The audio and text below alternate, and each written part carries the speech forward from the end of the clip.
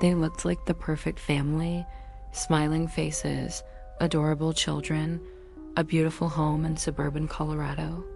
On social media, everything appeared picture perfect. But behind the filtered photos and family videos was a secret so dark, it would shock the nation. In late 2018, Shannon Watts and her 2 young daughters vanished. Days later, the truth would surface, and it would come from the one man who was supposed to protect them. This is the story of Chris Watts, a father, a husband, and a killer.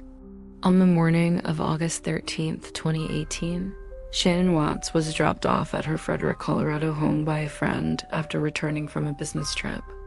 She was 15 weeks pregnant with a baby boy. Her daughters, Bella, age 4, and Celeste, age 3, were asleep inside the house. But by that afternoon, something was wrong.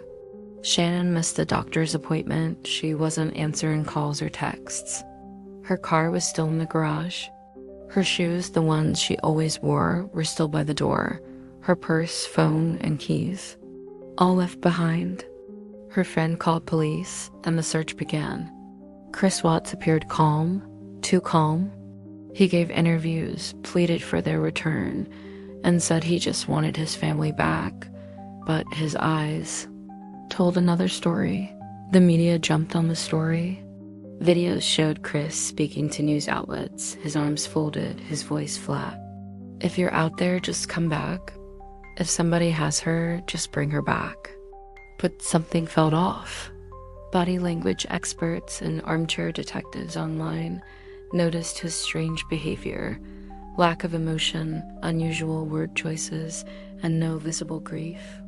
Investigators noticed too. They asked Chris to take a polygraph test. He agreed.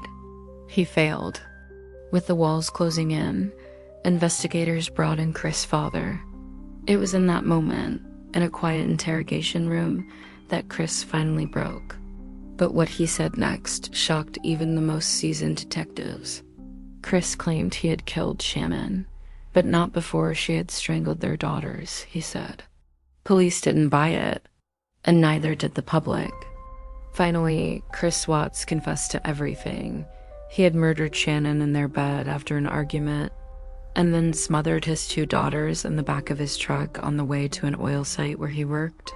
He stuffed their small bodies into oil tanks and buried Shannon in a shallow grave nearby. The reason? He wanted to start over. He was having an affair with a coworker and saw his family as an obstacle, so he erased them. Chris Watts never went to trial. In November 2018, he pleaded guilty to 5 counts of first-degree murder, plus unlawful termination of a pregnancy, and 3 counts of tampering with a dead body. This spared him the death penalty. He was sentenced to 5 life sentences without the possibility of parole.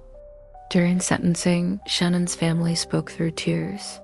Her mother said, "You heartless monster. You have to live with this every day of your life." Chris was transferred to a prison in Wisconsin for his own safety. The Watts case became one of the most publicized family murders in American history. Documentaries, interviews, and online sleuths picked apart every detail. Many were captivated by the contrast, the smiling family in videos, the charming house, the picture-perfect posts, and the monstrous truth underneath. Even more disturbing were Chris Watts' own jailhouse letters, where he detailed how he killed his daughters, how Bella pleaded with him, asking, "Daddy, no." To this day, people ask, how could a father do this? How could anyone carry such darkness while pretending to be so normal? We may never understand. The story of Chris Watts is not just a tale of murder. It's a warning that even the most perfect facade can hide terrifying secrets, that evil can smile for the camera, and that sometimes monsters wear the mask of a loving husband. May Shannon, Bella, Celeste, and baby Nico rest in peace. Until next time, thanks for watching.